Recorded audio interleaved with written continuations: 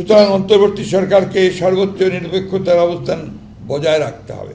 দীর্ঘ প্রায় 16 বছর ফ্যাসিবাদ বিরোধী রক্তঝরা আন্দোলন সংগ্রামের ধারাবাহিকতায় 2024-এর জুলাই আগস্টের অভূতপূর্ব ছাত্র জনতার গণ অভ্যুত্থানের মধ্য দিয়ে বাংলাদেশের মানুষ ফ্যাসিবাদ মুক্ত হয়।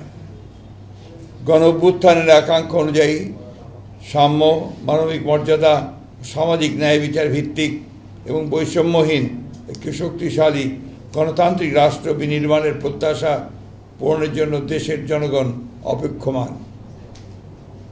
ফ্যাসিবাদ উত্তর রাষ্ট্র সংস্কার নিয়ে নানা প্রস্তাব আর মতামত উঠে এসেছে সংস্কার কমিশনের রিপোর্টের মাধ্যমে, যার মূল ভিত্তিটা আলোচনা করেছে বিএনপি 31 দফা রাষ্ট্রীয় কাঠামোর গণতান্ত্রিক সংস্কারের প্রস্তাবের মধ্য দিয়ে গণ অভ্যুত্থানের অনেক আগে 2023 সালের 13 জুলাই আমাদের সংগ্রামের সময়। এক্ষণে গণতান্ত্রিক শক্তি সমূহের অন্তর্ভুক্তিমূলক বৃহত্তর ঐক্যের মাধ্যমে সংস্কার প্রস্তাবসমূহ গৃহীত ও বাস্তবায়ন করা আবশ্যক।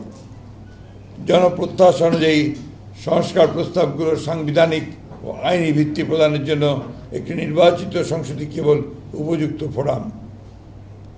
বিদ্যমান ফ্যাসিবাদ বিরোধী জাতীয় ঐক্য এই দেশ এবং দেশের মানুষের মূল চালিকা শক্তি। এই ঐক্যকে অক্ষুণ্ণ রেখে এই দেশকে এগিয়ে নিয়ে যেতে হবে, এর কোনো বিকল্প নেই। এই ঐক্যের চর্চাকে আমাদের রাজনৈতিক সংস্কৃতিতে পরিণত করতে হবে।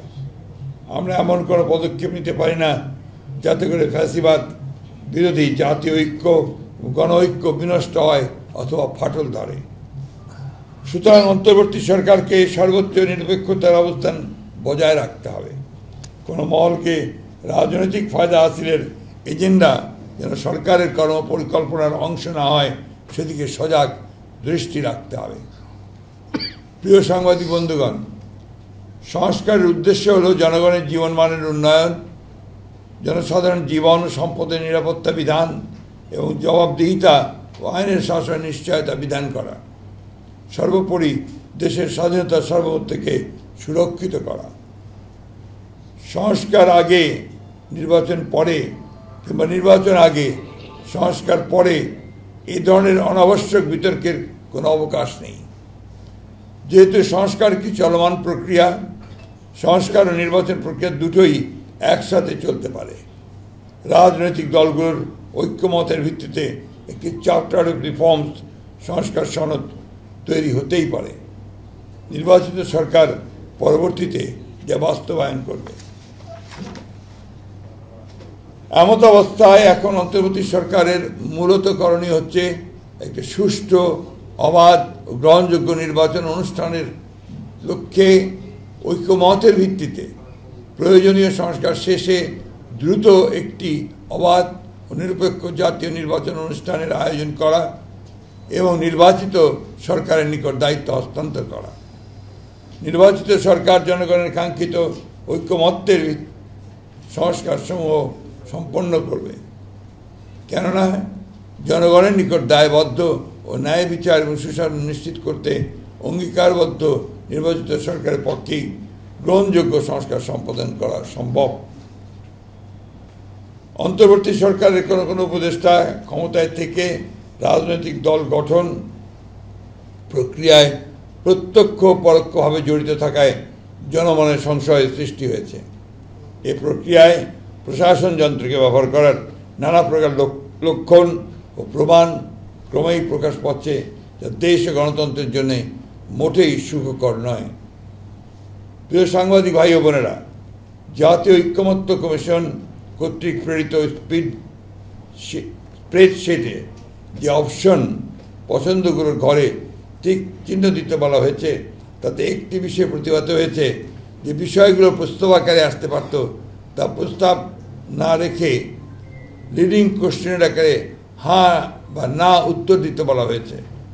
যেমন প্রস্তাবগুলো গণপরিষদের মাধ্যমে বাস্তবায়ন চাই কি না, হ্যাঁ বা না বলুন। কিন্তু প্রথমে সিদ্ধান্ত আসতে হবে যে গণপরিষদের প্রস্তাবে আমরা একমত কিনা। একইভাবে গণভোট ও গণপরিষদ এবং আইনসভা হিসাবে নির্বাচিত সংসদের মাধ্যমে প্রস্তাবগুলো বাস্তবায়ন চাই কিনা ইত্যাদি হ্যাঁ বা না বলুন। সংবিধানের প্রস্তাবনার প্রিয়াম্বল মতো অতি গুরুত্বপূর্ণ বিষয় সংস্কার কমিশনের সুপারিশে থাকলেও তাই স্প্রেডশিটে উল্লেখ করা হয়নি। স্প্রেডশিটে 70টির মতো প্রস্তাব উল্লেখ করা হলেও মূল প্রতিবেদনে সুপারিশের সংখ্যা প্রায় 123টির মতো। একইভাবে নির্বাচন ব্যবস্থা সংস্কার কমিশনের মূল প্রতিবেদনের 150টির মতো সুপারিশ তুলে ধরা হলেও স্প্রেডশিটে মাত্র 27টি বিষয় উল্লেখ করা হয়েছে, তার মধ্যে অধিকাংশই সংবিধান সংস্কারের সাথে সংশ্লিষ্ট। তাই আমরা মনে করছি স্প্রেডশিটের সাথে মূল সুপারিশমালার উপর আমাদের মতামত সংযুক্ত করে দিলে বিভ্রান্তি এড়ানো যাবে। জাতীয় ঐকমত্য কমিশনের স্প্রেডশিটের অবস্থা এবং কমিশনের সদস্যদের বিভিন্ন সময়ের বক্তব্য ও বিশেষ কয়েকটি রাজনৈতিক দলের বক্তব্য বিবৃতির মধ্যে মিল পাওয়া যায়, যাতে জনমনে প্রশ্নের জন্ম দিতে পারে যে সকল বিষয়গুলো যেন একটি পূর্ব নির্ধারিত কর্ম পরিকল্পনার অংশ, যা গণতন্ত্রের স্বার্থের পক্ষে কিনা সেটা বলা মুশকিল।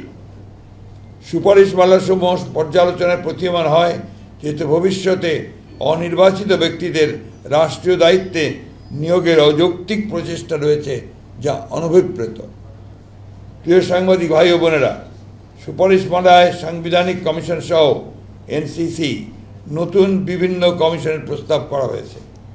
এ সমস্ত কমিশনের এখতিয়ার কর্মকাণ্ডের যে বর্ণনা দেওয়া হয়েছে তাতে মনে করার যথেষ্ট কারণ রয়েছে যে আইন বিভাগ ও নির্বাহী বিভাগকে যথাসম্ভব আন্ডারমাইন করা এবং ক্ষমতাহীন করাই উদ্দেশ্য, যার ফলশ্রুতিতে একটি দুর্বল ও প্রায় অকার্যকর সরকার ব্যবস্থা প্রতিষ্ঠিত হবে।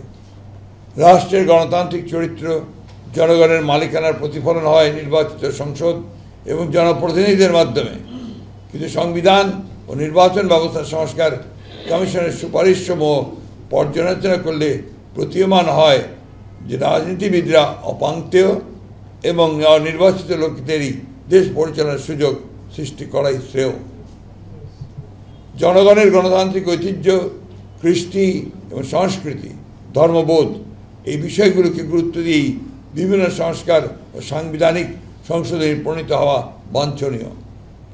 ফ্যাসিবাদ বিরোধী জাতীয় ঐক্যকে সমুন্নত রেখে দীর্ঘ প্রায় 16 বছরের ফ্যাসিবাদ বিরোধী গণতান্ত্রিক আন্দোলন ও জুলাই গণ অভ্যুত্থানের শহীদদের স্বপ্ন ও আকাঙ্ক্ষা অনুযায়ী একটি বৈষম্যহীন রাষ্ট্র ও সমাজ ব্যবস্থা প্রতিষ্ঠা করাই বর্তমান সময়ের সর্বোচ্চ অগ্রাধিকার।